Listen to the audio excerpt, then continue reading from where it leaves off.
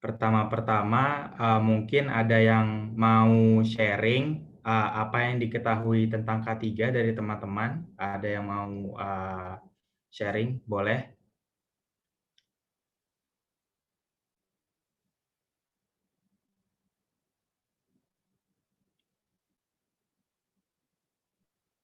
Saya Pak Boleh, siapa namanya? Joy, Pak Joy di Santono Pak. Oke, Mas Joy, boleh, apa yang Mas Joy tahu tentang K3? Ketiga adalah keselamatan dan kesehatan kerja, yaitu pekerja dilindungi oleh undang-undang yang ada dalam keselamatan kesehatan kerja. Ada lagi, Mas Joy? Oke, mungkin dari yang lain mungkin ada yang tahu itu apa K3 atau mungkin sudah mengerti atau sudah kenal lah dengan K3 ini apa. Mungkin dari teman-teman. Ya, kalau ada yang lagi boleh, tapi terima kasih banyak Mas Joy. Iya betul, K3 itu kepanjangan dari kesehatan dan keselamatan kerja. Kalau menurut OHSAS 18.000, K3 keselamatan kesehatan kerja itu artinya segala kegiatan untuk menjamin dan melindungi keselamatan dan kesehatan tenaga kerja melalui upaya pencegahan kecelakaan kerja dan penyakit akibat kerja. Intinya kita di K3 itu kita mencegah dan menurunkan risiko terjadinya kecelakaan dan penyakit pada pekerja. Kalau dulu ketika saya kuliah itu sering disebut ilmu dan seni dalam menjamin melindungi keselamatan kesehatan pekerja. Kenapa disebut ilmu dan seni? Ilmu karena ada teori-teorinya yang nanti akan dipelajari di kampus, seperti teori Swiss cheese model, teori iceberg, seperti itu. Tapi ketika pada implementasinya nanti di tempat kerja, kita itu seperti harus kreatif, bagaimana kita bisa menghadapi bahaya yang ada di tempat kerja. Jadi kita di situ dari sisi kreatifnya itulah kenapa itu disebut seni. Oh iya, kalau seandainya teman-teman ada yang ingin bertanya, boleh langsung saya di sela, itu tidak masalah. Jadi kita bisa interaktif aja. Oke, saya lanjut. Nah, mungkin ada yang mau sharing juga, kenapa sih perlu K3 di tempat kerja? Boleh ada yang ini ingin cerita?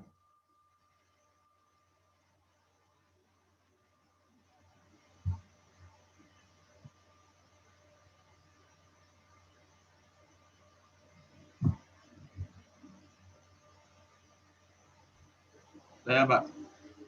Oh, Mas Joy lagi, boleh silakan Mas Joy. Nah, ketiga diterapkan agar karyawan dapat bekerja dengan aman, nyaman, serta dalam kondisi sehat.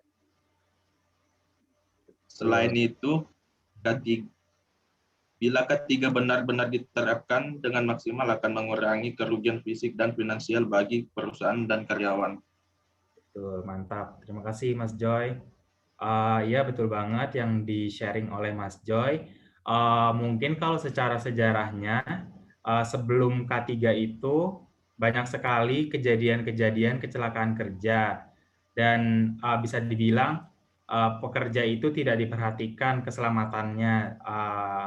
Jadi kayak mereka bekerja, terus mereka mendapatkan upah, tapi mereka itu kalau seandainya terjadi sesuatu, mereka itu tidak mendapatkan kompensasi mungkin dari perusahaan itu, tapi di zaman dahulu kala akhirnya disadarilah perlunya K3. Nah, kalau dilihat ini ada beberapa berita yang menunjukkan masih banyak terjadinya kecelakaan kerja baik di Indonesia seperti ini, kecelakaan kerja seorang pegawai meninggal tersengat listrik. Ini baru-baru aja tahun 2021 menunjukkan kalau kecelakaan kerja itu masih terus terjadi sampai sekarang ini. Dan di Balikpapan sendiri mungkin masih untuk yang tinggal di Balikpapan Pertamina mengaku jadi penyebab tumpahan minyak di Teluk Balikpapan.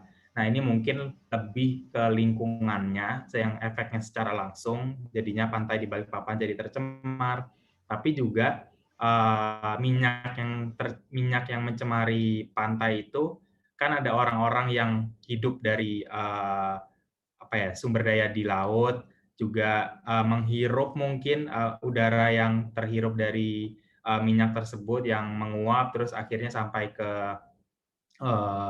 masyarakat dihirup, itu kan bahan kimia, itu juga dapat menyebabkan penyakit di long term-nya atau di jangka panjangnya seperti itu.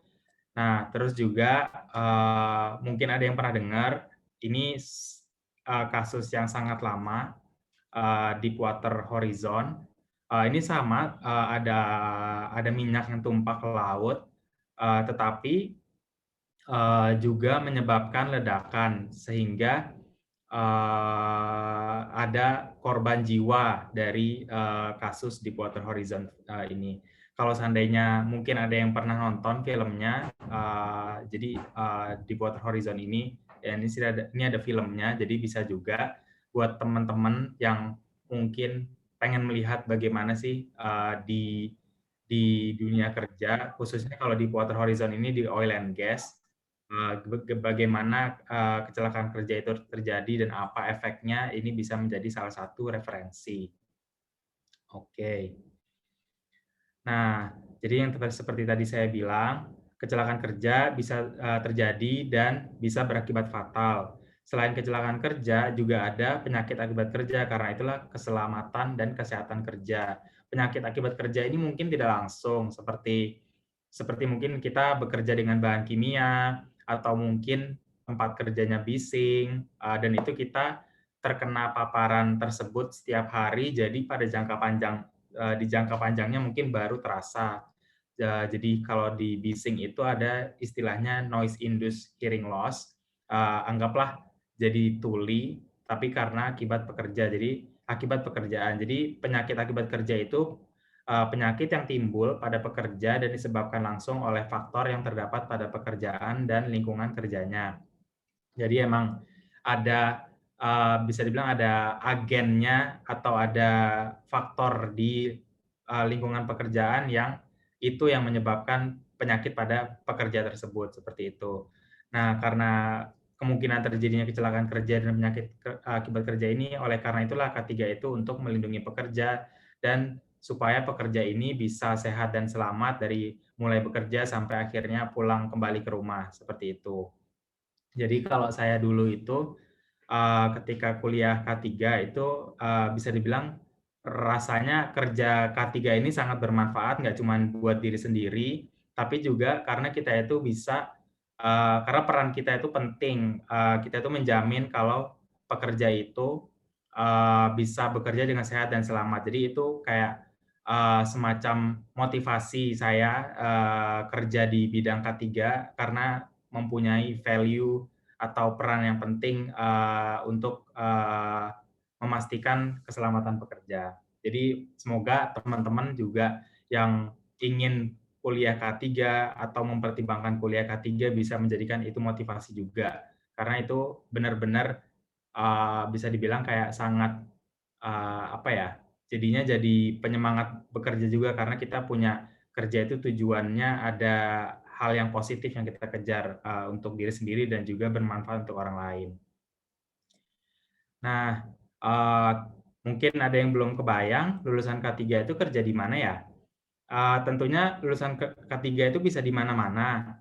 Yang mungkin kalau di sekitar Balikpapan, di Kalimantan Timur, pastinya di oil and gas, di Pertamina, kemudian tambang, mungkin kalau yang dari Sangatta itu di Kaltim Primakol, atau juga di Bontang ya, di Bontang, di PT Badak, seperti itu.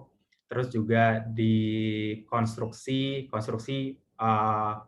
banyak banget perusahaan-perusahaan konstruksi dan Balikpapan dan sekitarnya, terutama mungkin karena nanti akan perpindahan ibu kota ya ke Kalimantan Timur, jadi itu mungkin akan menjadi bahkan banyak infrastruktur yang perlu dibangun, dan tentunya juga demand atau kebutuhan akan ahli K3-nya itu juga pastinya meningkat.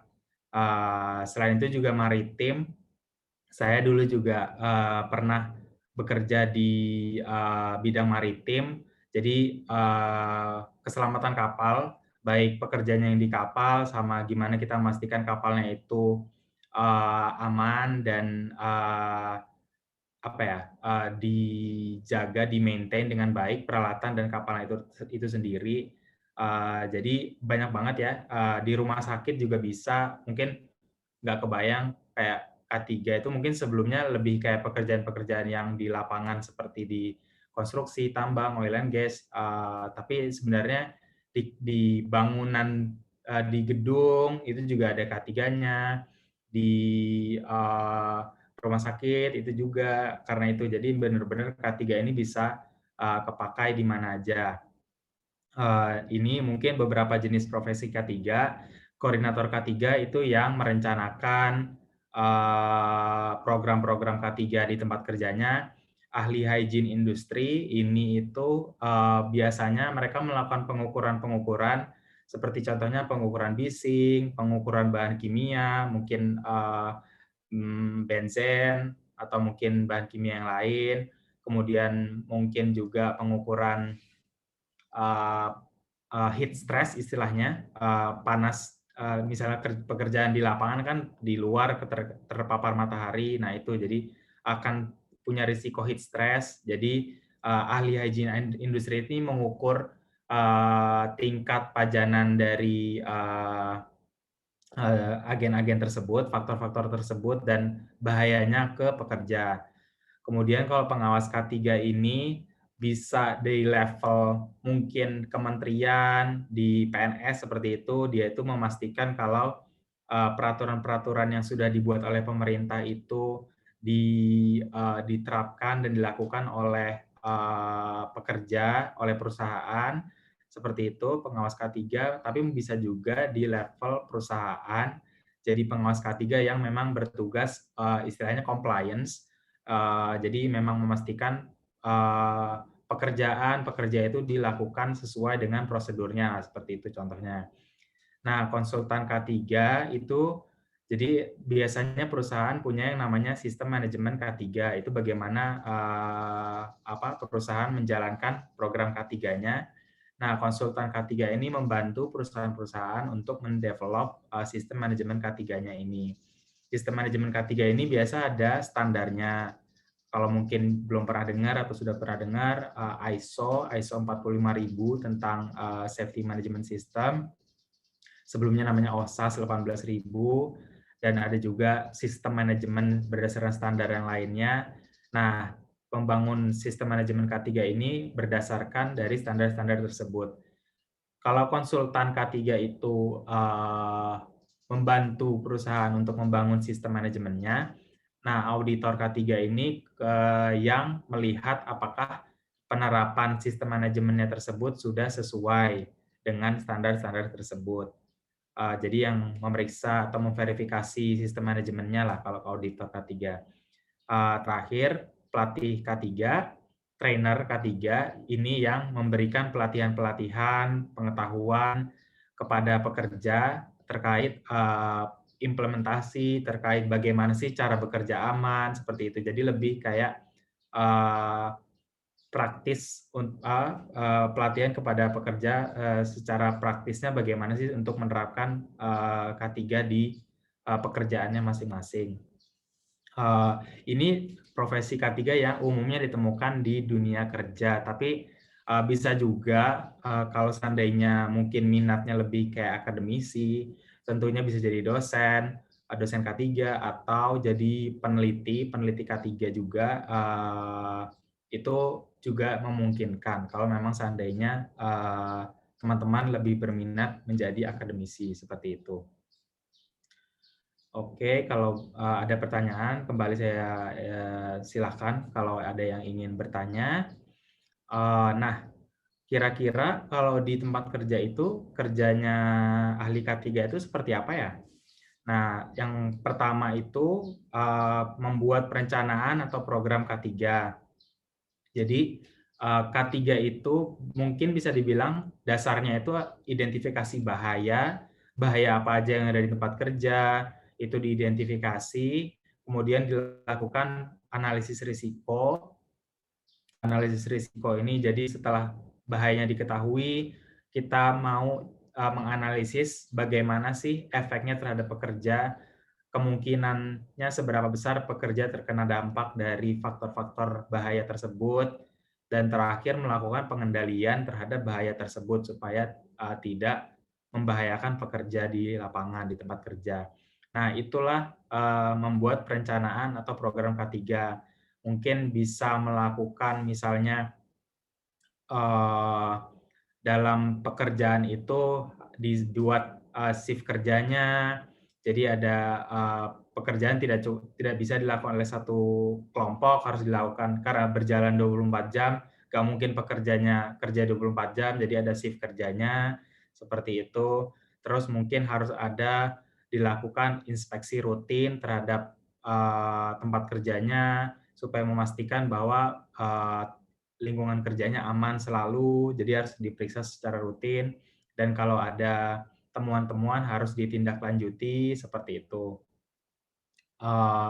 Kemudian analisis data K3, mungkin analisis data K3 ini seperti misalnya dari identifikasi bahaya tadi, apa aja bahaya yang ada ditemukan di tempat kerja, kemudian apa sih yang paling berbahaya di lingkungan di tempat kerja kita dari semua bahaya yang sudah diidentifikasi.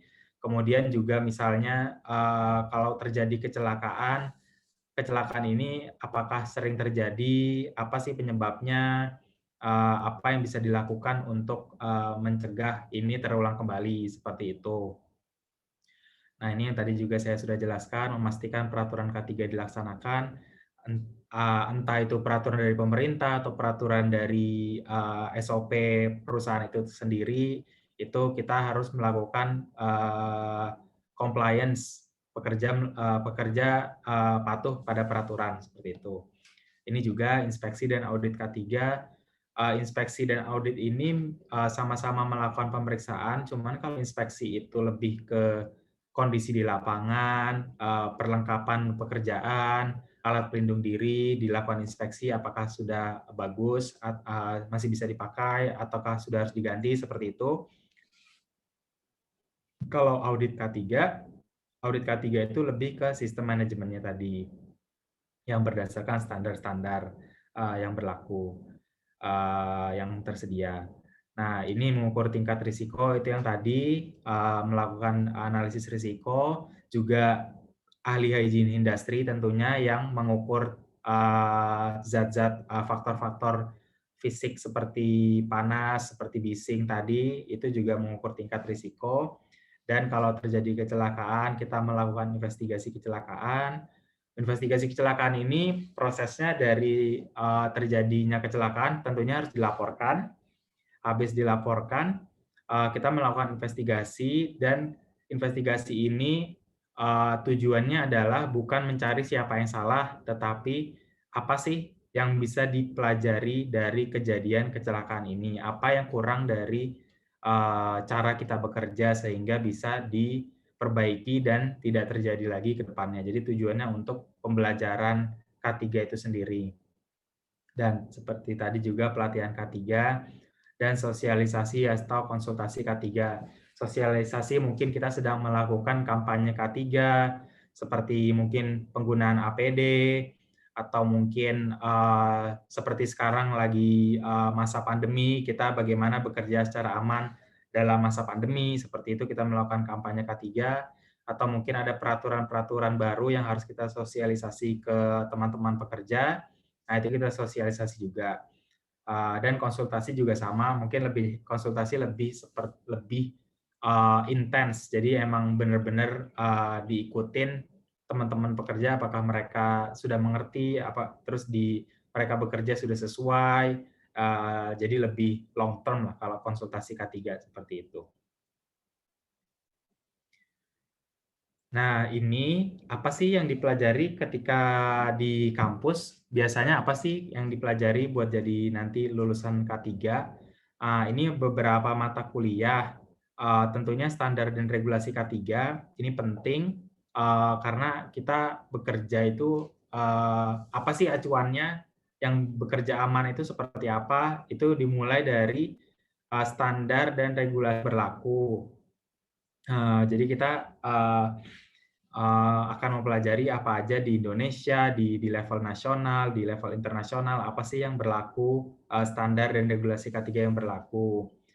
Nah, manajemen K3 atau SMK3 ini yang tadi saya jelaskan, mulai dari identifikasi bahaya, analisis risiko, pengendalian, kontrol, pengendalian risiko. Ini kalau kuliah di K3 akan sering banget ketemu identifikasi bahaya, analisis risiko, pengendalian risiko. Mungkin akan diulang-ulang terus karena itu memang dasarnya dan sangat penting buat dipahamin oleh teman-teman semua calon mahasiswa K3. Dan kalau SMK3 itu lebih pengembangannya dari si manajemen K3 itu. Jadi sudah masuk ke sumber daya yang diperlukan apa saja, apa SOP-SOP yang berlaku, yang diperlukan, kemudian bagaimana caranya kita melakukan evaluasi terhadap program K3 seperti itu.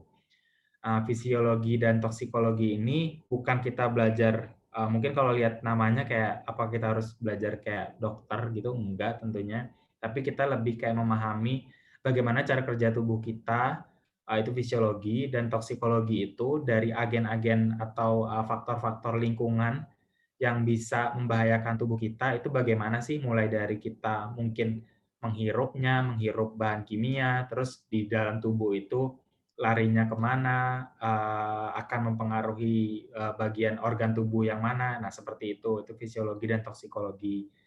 Nah, ergonomi itu lebih ke kesesuaian antara pekerja dan desain pekerjaannya.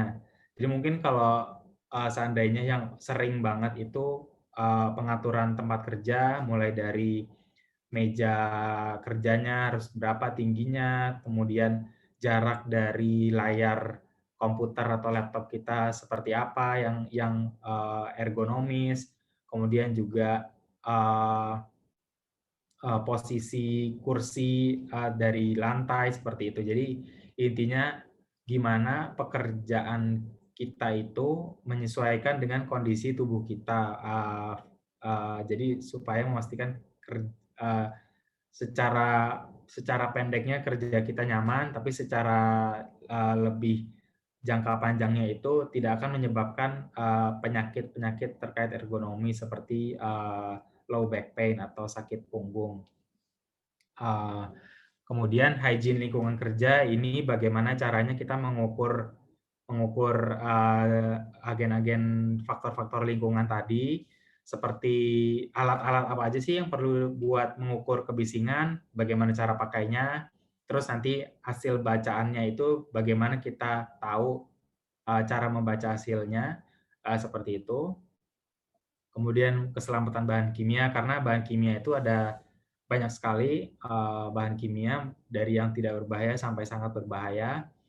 Nah, itu akan dipelajari di keselamatan bahan kimia. Bagaimana sih caranya mengkategorisasikan bahan kimia tersebut. Dan juga bagaimana caranya investigasi kecelakaan, kemudian terkait keadaan darurat, karena pastinya kita harus mempersiapkan untuk yang terburuk kalau seandainya di lingkungan kerja nanti. Jadi harus disiapkan bagaimana kita bisa setidaknya keadaan yang buruk tersebut bisa kita kontrol atau kita kendalikan supaya tidak terlalu parah. Nah, ada namanya sistem pencegahan dan penanggulangan kebakaran.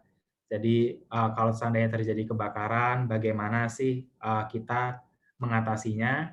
Entah menggunakan APAR, alat pemadam api ringan, atau mungkin lebih sistematis, kayak mungkin sudah terpasang sistem proteksi kebakarannya sendiri. Jadi ketika ada api langsung terdeteksi langsung otomatis memadamkan api tersebut. Nah, itu akan dipelajari di sistem pencegahan dan penanggulangan kebakaran. Dan manajemen bencana dan keadaan darurat ini yang lebih luas, mungkin seandainya kalau terjadi gempa bumi, kita berada dalam gedung, apa yang harus kita lakukan, seperti itu. Atau mungkin juga kalau mungkin kita bekerja di daerah banjir misalnya, jadi ketika banjir karyawannya harus bagaimana untuk kita harus pelaporannya seperti apa, seperti itu. Dan tentunya kerja praktek, karena untuk menjadi ahli K3 kita harus bisa mendapatkan bayangan, setidaknya gambaran awal pekerjaan sebagai K3 itu seperti apa sih di dunia nyata. Setelah kita mempelajari semua hal yang kita pelajari di kelas, kita pengen melihat penerapannya di tempat kerja. Jadi kerja praktek itu sangat penting. Nah, ini mungkin berdasarkan pengalaman saya, skill yang penting sebagai ahli K3, ini harapannya teman-teman selama nanti misalnya sudah masuk ke dunia kuliah, terus belum kebayang mau ngapain, setidaknya ini menjadi patokan hal-hal yang teman-teman harus bisa kuasai selama di masa perkuliahan. Seperti tentunya yang tadi saya bilang, identifikasi bahaya, analisa risiko, strategi pengendalian risiko, itu hal dasar yang harus kita bisa internalisasi. Jadi benar-benar kalau kita di dalam kuliah kita dan bagaimana sih kita melihat di lingkungan kerja kita itu bahayanya apa dan apa yang bisa kita lakukan terhadap bahaya-bahaya tersebut. Nah, komunikasi dan teamwork ini sangat penting karena di tempat kerja itu kita tidak bekerja sendiri dan kita itu lebih banyak sebagai orang K3 itu menjadi kayak semacam partner dalam diskusi, karena yang melakukan pekerjaan aslinya bukan ahli K3-nya. Ahli K3 ini memberikan saran, memberikan arahan bagaimana bekerja selamat, tapi kan yang bekerja adalah orang yang memang melakukan pekerjaan tersebut. Maksudnya kalau misalnya di konstruksi, ya mungkin mereka yang benar-benar membangun bangunannya tersebut kayak gitu, dan kita arahin bagaimana caranya supaya mereka bekerjanya aman, seperti itu contohnya. Jadi benar-benar kita harus punya skill komunikasi dan teamwork yang baik. Dan public speaking ini bukan kayak kita harus memberikan speech formal seperti itu, tidak, tapi lebih kita harus menyampaikan bahaya-bahaya di lingkungan nih sebelum teman-teman bekerja di lapangan. Nah, itu kita harus punya kepercayaan diri buat bisa menyampaikan apa sih yang harus mereka lakukan dan yakin gitu sama apa yang kita sampaikan. Nah, ini pengetahuan terkait regulasi dan standar K3. Kemudian juga inisiasi ide dan program kerja, karena bahaya yang kita temukan di tempat kerja itu bisa bervariasi. Mungkin di tempat kerja A kita ketemu bahan kimia, mungkin di tempat kerja B kita nggak ketemu bahan kimia, tapi ketemunya bahaya-bahaya fisik, bahaya-bahaya seperti apa tadi, kebisingan, seperti itu contohnya. Nah itu, jadi program kerja kita itu harus menyesuaikan dengan bahaya yang ada di lapangan. Karena itulah kita harus melihat bahayanya dan kita yang memberikan ide bagaimana caranya kita bisa membuat program K3. Pengukuran bahaya lingkungan ini terkait hygiene industri tadi, dan tegas dan percaya diri. Karena kita mungkin rasa-rasanya kita akan seperti polisi. Kita itu kayak kalau ada yang salah kita tegur seperti itu. Kita berulang kali mengingatkan kalau cara bekerja yang selamat itu seperti apa, dan kalau mereka yang salah kita kasih tahu. Tapi itu semua intinya kita harus tegas, artinya kita ada acuannya, peraturan perusahaan dan program-program kita, peraturan pemerintah seperti itu. Tapi cara penyampaiannya itulah skill komunikasi kita yang harus diasah. Bagaimana supaya bisa diterima dengan baik dan mereka mau bekerja sesuai dengan arahan kita. Nah ini kalau mungkin masih ada yang bisa difoto, yang ingin lebih lanjut tahu soal K3, ini ada beberapa referensi website K3. Ini mungkin bisa jadi buat dibaca-baca, jadi bisa lebih tahu lagi apa sih K3 itu, kalau di tempat kerja itu seperti apa. Nah ini boleh dicek. Itu saja dari saya. Terima kasih. Mungkin saya kembalikan ke Mbak Adik ya.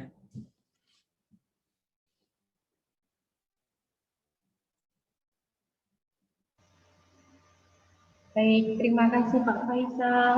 Wah, dari sini kita ini ya, jadi tahu lah ya kira-kira nanti kalau misalkan kita sebagai ahli K3, nanti kita bisa ngapain aja, terus peran-peran atau kontribusi kita nanti itu kita bisa menjadi apa di industri. Jadi kita bisa perannya itu multi peran sekali ya Pak. Dari kita bisa sebagai akademik juga bisa, kemudian kita juga sebagai ASN ataupun sebagai pegawai BUMN itu juga bisa. Nah, dari sini kira-kira dari teman-teman ada yang mau bertanya? Nah, di sini boleh ya silahkan raise hand kalau untuk yang ingin bertanya atau bisa mengirim pertanyaannya di kolom chatnya ini. Oke, kira-kira ada yang bertanya, silahkan. Saya mau bertanya, izin. Oke, silahkan. Boleh di ini nama dan juga asal ya, asal sekolah bisa atau asal kota juga bisa. Silahkan. Ini dari Joy ya? Ya. Oke, silahkan Joy. Sebelumnya maaf, perkenalkan nama saya Jody Santonova dari SMK TI Erlangga Samarinda. Saya mau bertanya nih, bagaimana bentuk K3 yang ada di, maksudnya yang ada di sistem yang ada di TKJ gitu Pak, teknik komputer jaringan. Kayak misalnya manjat tower itu apa yang harus diperhatikan, terus sebelum merakit bisikan itu ada listriknya, itu bagaimana itu Pak untuk melindungi diri gitu Pak. Oke, Pak Ica, kira-kira mau ditampung dulu atau mau segera langsung dijawab Pak? Boleh, langsung dijawab aja ya Mbak Adik. Oke. Mas Cukup jelas ya Pak pertanyaan dari Saudari Kak Joy. Saya Oke. kalau seandainya butuh klarifikasi silakan Mas Joy. Saya secara pengalaman belum pernah bekerja di tower jaringan seperti itu, jadi mungkin secara spesifik juga saya kurang tahu. Tapi kalau dari penjelasannya Mas Joy itu, kalau mungkin bekerja di tower, tentunya berarti bekerja di ketinggian. Jadi itu ada istilahnya bahaya bekerja di ketinggian. Jadi kita harus memastikan pekerjaan itu tentunya tidak jatuh ke bawah ketika sedang bekerja. Pekerja harus terikat lah dengan mungkin towernya atau mungkin di towernya itu supaya pekerja itu diantisipasi tidak jatuh seperti itu. Kemudian juga kalau mungkin emang ada bahaya listriknya, ya kalau seandainya pekerjanya pada sumber atau berdekatan dengan sumber listrik, biasanya yang paling utama itu kita harus mematikan dulu sumber listriknya tersebut. Jadi supaya memastikan tidak ada lagi sumber energi listrik yang dapat membahayakan si pekerja tersebut. Dan mungkin yang terakhir terkait benda jatuh, karena bekerja membawa perlengkapan bisa jatuh kalau tidak diamankan peralatannya dan bisa mengenai orang yang ada di bawah. Jadi mungkin itu sih Mas Joy dapat saya sampaikan terkait pengendalian bahaya kalau di tower. Itu seperti itu. Bagaimana Mas Joy? Oke Pak, siap Pak, bisa dipahami Pak. Oke. Oke, selanjutnya kira-kira apakah ada pertanyaan yang lain? Atau mungkin dari Joy mau bertanya lagi? Masih mikir dulu pertanyaannya. Oke. Jadi gini ya Pak, kalau pengalaman saya dulu bagi-bagi pengalaman aja ya kita. Jadi dulu itu ada salah satu teman saya itu kalau nggak salah dia bekerjanya di elektrikal. Jadi dia itu cenderung bekerjanya tuh di area yang tinggi. Jadi itu ya seperti jawabannya dari Pak Faisal seperti itu ya. Jadi kalau misalkan kita ingin bekerja di ketinggian, pastinya kita itu seorang HSE harus paham betul terkait peraturan apa saja yang berlaku pada saat untuk bekerja di ketinggian. Dan pastinya kalau misalkan kita bekerja, itu ada yang namanya instruksi kerja gitu ya Pak, di Pak Faisal ya. Nah itu ada instruksi kerja, jadi itu ada peraturan-peraturan apa saja, kemudian perlengkapan-perlengkapannya apa saja. Gitu. Nah dari sini kira-kira teman-teman, apakah ada yang mau bertanya lagi? Ini sepertinya ada yang bertanya di chat, Mbak Adik. Oke. Saya bantu Nah, jawab. Dari Satrio, SMKN 1 Balikpapan, apakah bisa dijelaskan tentang prinsip K3 yaitu the domino theory? Iya, jadi Satrio, teori-teori terkait K3 itu ada banyak. Salah satunya itu domino theory. Kalau seandainya kuliah di K3, akan belajar teori-teori yang lain juga. Kalau the domino theory ini, mungkin kalau saya kaitkan dengan kerja, bagaimana kecelakaan itu bisa terjadi.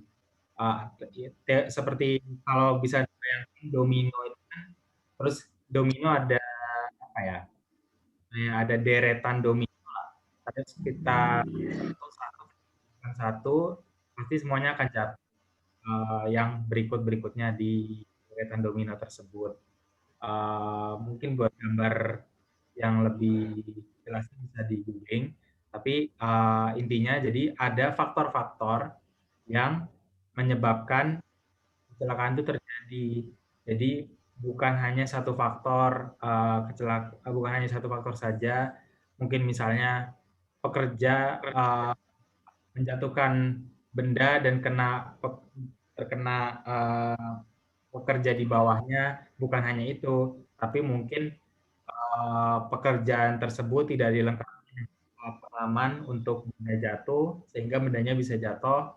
Nah, terus juga selain itu pekerjaan di ketinggian itu nggak boleh ada orang yang lalu lalang di bawahnya, harusnya juga jadi nggak ada orang di bawahnya. Nah, seperti itu. Jadi ada beberapa faktor yang pada akhirnya berujung pada terjadinya kecelakaan. Mungkin seperti itu. Satrio. Kalau pertanyaan dari Rahmadan, SMKN 2 Tanah Grobot. Iya ini Pak, terkait dengan terkait kira-kira RK ini kan baru buka ya Pak tahun ini. Nah kira-kira untuk kuota SNPTN sama SBMPTN untuk di prodi khususnya rekayasa keselamatan kerja ini diambil berapa? Yang ini saya sejujurnya saya kurang tahu untuk Rahmadan, mohon maaf. Mungkin nanti Mbak Nora informasi.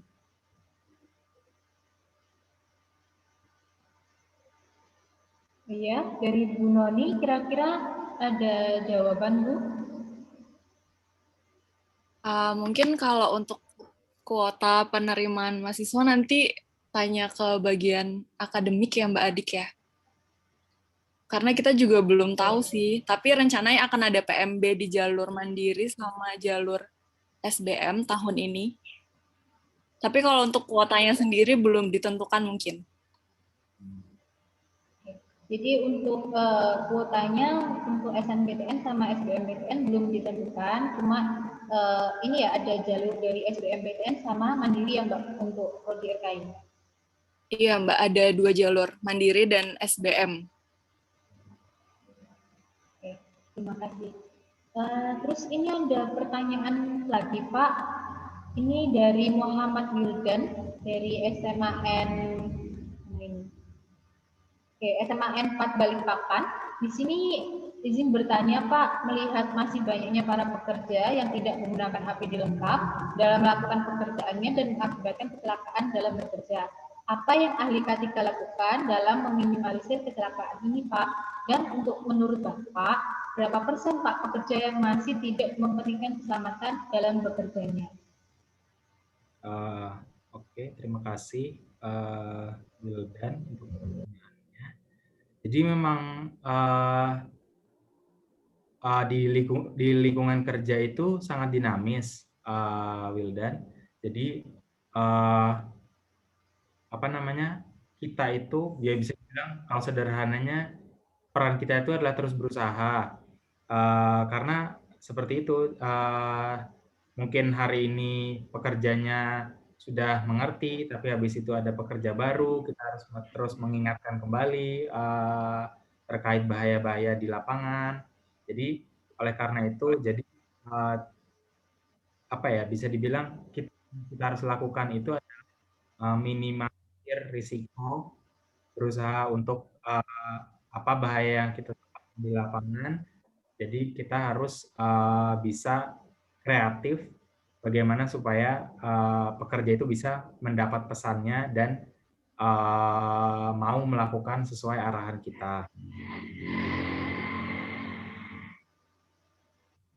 Oke. Bagaimana Muhammad Wildan? Kira-kira cukup menjawab ya?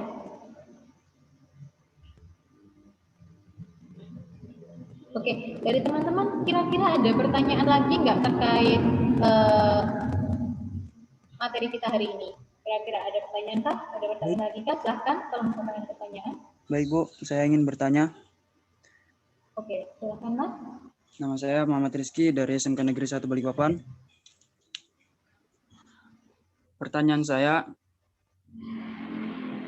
seperti kecelakaan lingkungan, seperti misal di suatu perusahaan terdapat barang atau komponen atau bahkan manusia itu sendiri yang cedera akibat faktor lingkungan seperti pohon tumbang, seperti sengatan hewan, gigitan hewan, ataupun mungkin cuaca buruk, ada petir, itu termasuk tanggung jawab perusahaan dan kerugiannya itu masuk perusahaan. Gimana penjelasannya Pak? Oke, terima kasih. Rizky ya tadi ya? Iya Pak.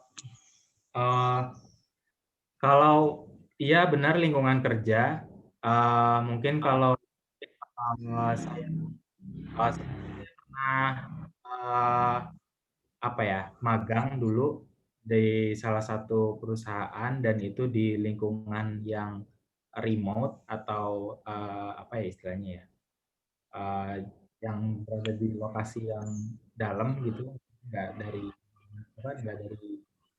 lokasi kota gitu ya. Itu pastinya ada bahaya-bahaya hewan liar dan hal itu sudah termasuk dalam identifikasi bahaya kita juga. Jadi harus dimasukkan ke dalam list bahaya yang ada di lokasi kerja tersebut. Misalnya mungkin biawak atau mungkin buaya. Nah, itu sudah harus jadi masuk ke dalam list bahaya kita dan apa yang harus kita lakukan. Jadi tentunya kalau ada mungkin juga tadi sebut petir, itu kan faktor cuaca.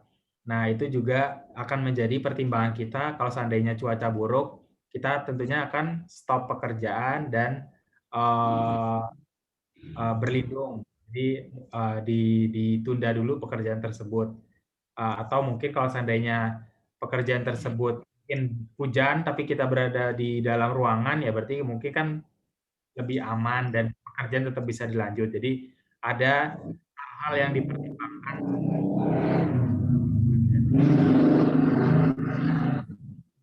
seperti yang tadi pertanyaan Rizky, walaupun itu faktor lingkungan, tapi itu sudah menjadi faktor-faktor yang terkait pekerjaan dan jadi kalau memang terjadi kecelakaan, itu tentunya perusahaan harus bertanggung jawab untuk pekerja tersebut. Seperti itu, Rizky. Baik Pak, paham. Terima kasih Pak. Oke. Jadi ini pertanyaan ini ada nyambungnya Pak sama pertanyaan selanjutnya. Ini dari Joy lagi ya, dari SPIA Samarinda. Ini bertanya Pak, apakah untuk pekerja kantoran yang sering duduk di depan komputer harus menerapkan K3 juga Pak? Nah, ini pertanyaan menarik ya. Mungkin terlihatnya untuk Joy, terlihatnya mungkin tidak ada bahaya sama sekali, tapi sebenarnya ada juga bahaya-bahaya yang perlu diperhatikan dalam pekerja di kantoran seperti itu. Yang seperti tadi saya sempat jelaskan singkat, ergonomi, bagaimana pekerja itu menyusun atau mengatur tempat kerjanya supaya pekerjaannya itu nyaman dan dapat mengurangi bahaya dari ergonomi atau musculoskeletal disorder (MSD). Itu jadi ada hal-hal yang tetap harus diperhatikan.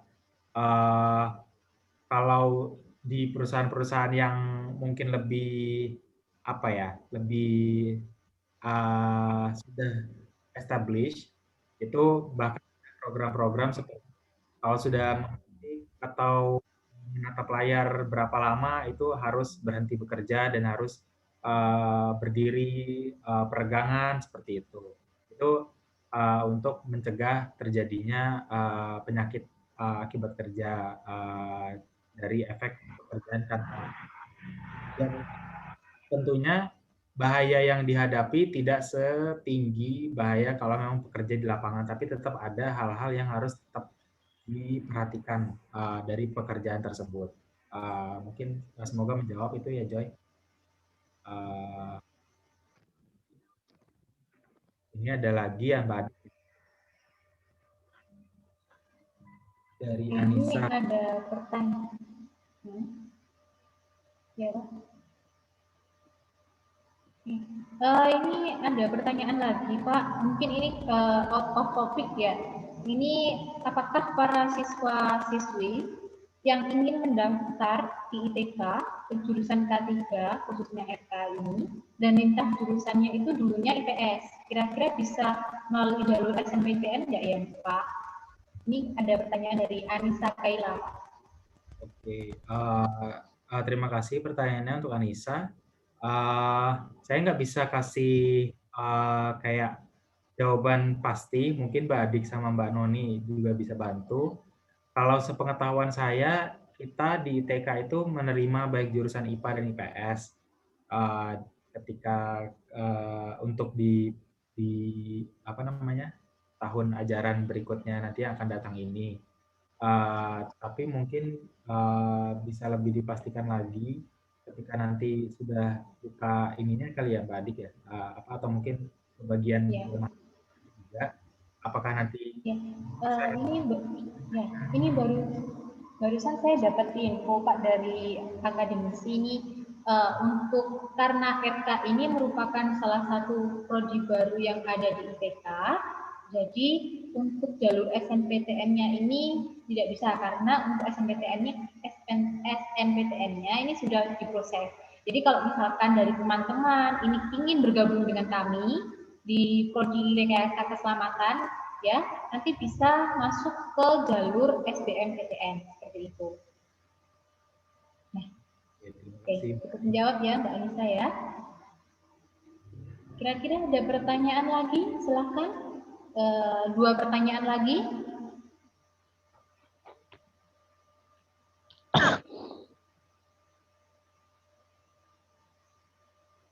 Boleh. Mungkin gini ya Pak, dari teman-teman itu mungkin ada yang ada yang penasaran sebenarnya kalau untuk prodi rekayasa keselamatan kerja ini nanti kira-kira apakah Pak,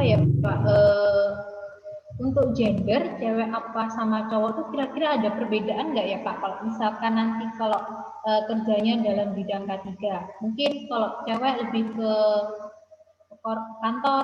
kantoran ya, terkait dengan dokumen-dokumen itu, atau mungkin terutama cewek lah Pak. Kira-kira nanti ada ini nggak Pak kira-kira?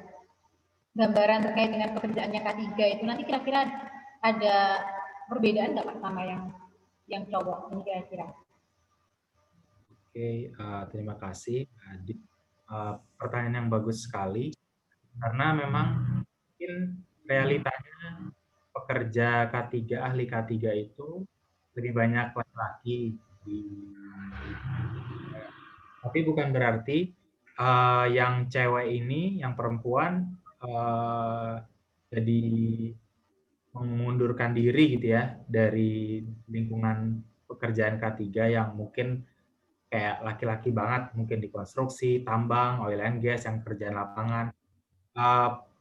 Ada, maksudnya banyak juga sebenarnya pekerja-pekerja ahli K3 yang perempuan dan mereka di lapangan. Saya sendiri punya teman yang bekerja di perusahaan oil and gas dan dia cewek dan dia bekerja di lapangan dan itu bisa. Jadi justru bagus banget kalau teman-teman perempuan yang ingin menunjukkan kalau bisa di bidang K3 ini dan bekerja di lapangan. Jadi jangan jadi apa ya? Kalau memang tertarik dan yakin bisa, jangan ragu, pasti bisa dan ada jalannya buat nanti jadi ahli K3 perempuan di lapangan. Seperti itu sih, Mbak Adi. Oke, terima kasih Pak. Jadi nggak perlu khawatir ya Pak, meskipun kita cewek, tapi kita juga bisa ini ya, juga bisa berkontribusi langsung ke lapangan ya Pak ya. Ya, yang penting. Oke, kira-kira dari teman-teman. Ya Pak. Ya, enggak. Yang penting yakin sama diri sendiri dan kemampuan K3-nya tentunya juga harus mumpuni gitu kan untuk bisa bersaing dengan ahli K3 yang laki-laki seperti itu. Oke. Jadi gini Pak, dari kita kan mungkin yang masih awam dengan K3, kira-kira untuk K3-nya ini ada nggak ya Pak seperti pelatihan-pelatihan? Kalau Bapak tadi kan ada yang pelatihan ini ya Pak ya, internal auditor. Nah, kira-kira kalau untuk K3-nya sendiri ini kira-kira ada pelatihan khususnya nggak Pak? Terus kalau misalkan ada pelatihan khususnya nanti kira-kira prospek ke depannya khususnya untuk bekerja nanti kira-kira apa ya Pak? Oh iya, kalau sekarang nanti sih, maksudnya ketika sudah di kuliah dan mau lulus, mungkin jadi penting untuk bisa punya sertifikasi ahli K3 umum. Itu dari Kemenakertrans kalau saya nggak salah. Jadi itu karena pada umumnya perusahaan-perusahaan di Indonesia sekarang pasti sangat apa ya, mereka bukan rekomendasikan tapi kayak prefer mereka yang sudah punya sertifikat ahli K3 umum. Jadi pertimbangan juga nantinya kalau sudah mau bekerja supaya mempersiapkan diri untuk sertifikasi ahli K3 umum itu. Sejujurnya saya sendiri belum punya sertifikasinya, tapi karena kalau saya sudah kerja sebelum sertifikasi ahli K3 ini jadi umum di lingkungan kerja, di dunia kerja. Jadi saya sudah punya sertifikat tersebut, tapi itu sudah menjadi semacam norma sekarang. Jadi dibutuhkan dan kalau bagaimana sih mempersiapkannya, biasanya itu ada sesi trainingnya 2 minggu bersama pemberi pelatihan dan itu ada tesnya. Jadi belajar yang gitu. Dan kalau kuliah di K3 pastinya sangat membantu untuk bisa mendapatkan sertifikat tersebut. Mungkin itu Mbak Adik. Jadi ternyata ini ya Pak, selain kita dapat secara akademiknya, kita juga punya profesionalnya ya, seperti kompetensi profesional kita sebagai ahli K3 itu apa. Jadi di sini saya ingin share aja. Jadi itu memang kalau di K3 itu kita memiliki ahli K3 umum itu untuk yang pemula. Dan nanti kalau misalkan dari teman-teman ingin mengupgrade dari K3 umum menjadi lebih spesifik itu masih bisa. Jadi jangan khawatir nanti selain kita bekali dengan materi-materi yang terkait dengan K3, nanti ke depannya juga kita akan bekali dengan keahlian profesional yaitu dengan K3 umum seperti itu. Benar ya Pak ya? Betul, Pak Adi. Oke, kira-kira dari sini ada pertanyaan lagi?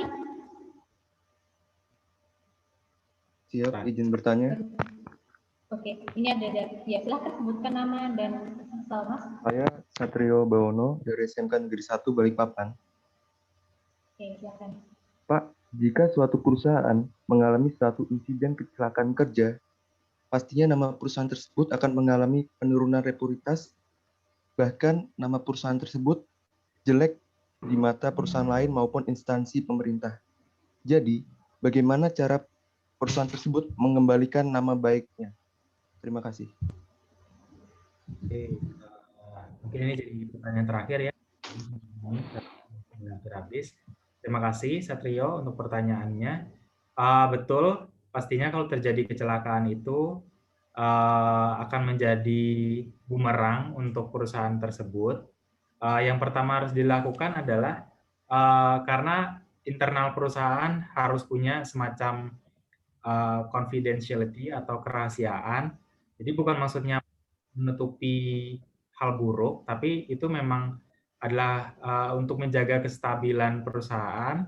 Jadi ketika terjadinya kecelakaan itu harus dijaga di dalam lingkup internal perusahaan. Dan tentunya yang paling penting juga diinvestigasi dan dicari tahu apa penyebabnya dan dilakukan tindakan perbaikan seperti itu. Nah, kecelakaan itu ada tingkatannya, mulai dari yang kecelakaan ringan, kecelakaan sedang, sampai kecelakaan yang benar-benar parah. Nah, biasanya yang sampai ke telinga masyarakat gitu ya, yang sampai diberitakan gitu mungkin, nah itu adalah kecelakaan-kecelakaan yang tingkatnya parah. Nah, itu memang sudah pasti akan menjadi reputasi yang buruk buat perusahaan, tapi biasanya itu ada peran dari K3 adalah bagaimana mengkomunikasikan tindak lanjut dari kejadian kecelakaan tersebut. Kalau mungkin kita belajar dari tumpahan minyak Pertamina, itu jadi harus ada semacam apa ya istilahnya kontak person dengan media, kemudian menjelaskan ke media apa yang mitigasi dari tumpahan minyak tersebut, bagaimana akan menyerap minyak yang sudah tumpah ke laut, dan apa mungkin kalau mereka memberikan kompensasi, apa yang mereka akan lakukan kepada warga yang terkena dampak seperti itu. Jadi untuk bagaimana mengembalikan reputasinya adalah seperti itu. Jadi memang harus responsif kepada masyarakat dan menunjukkan kalau perusahaan itu bertanggung jawab dengan apa yang telah terjadi. Mungkin seperti itu. Baik, jadi cukup menarik sekali ya Pak kalau misalkan kita menjadi seorang ahli K3 seperti ini ya Pak ya. Oke, bagi teman-teman kalau misalkan ada pertanyaan lebih lanjut terkait K3 nanti bisa langsung ke ruang konsultasi yang ada pada Prodi Rekayasa Keselamatan yang nanti yang sudah di-share oleh panitia. Nah, mungkin untuk hari ini untuk Pak Faisal Muhammad, terima kasih Pak untuk penjabaran materinya hari ini. Semoga materi yang kita berikan atau yang Bapak berikan ini dapat bermanfaat untuk kita semua. Dan untuk teman-teman, terima kasih telah menyediakan waktunya. Dan apabila ada kekurangan dan kesalahan, mohon maaf yang sebesar-besarnya. Terakhir kata, wassalamualaikum warahmatullahi wabarakatuh. Selamat siang. Waalaikumsalam warahmatullahi wabarakatuh. Waalaikumsalam warahmatullahi wabarakatuh. Siang, Kak.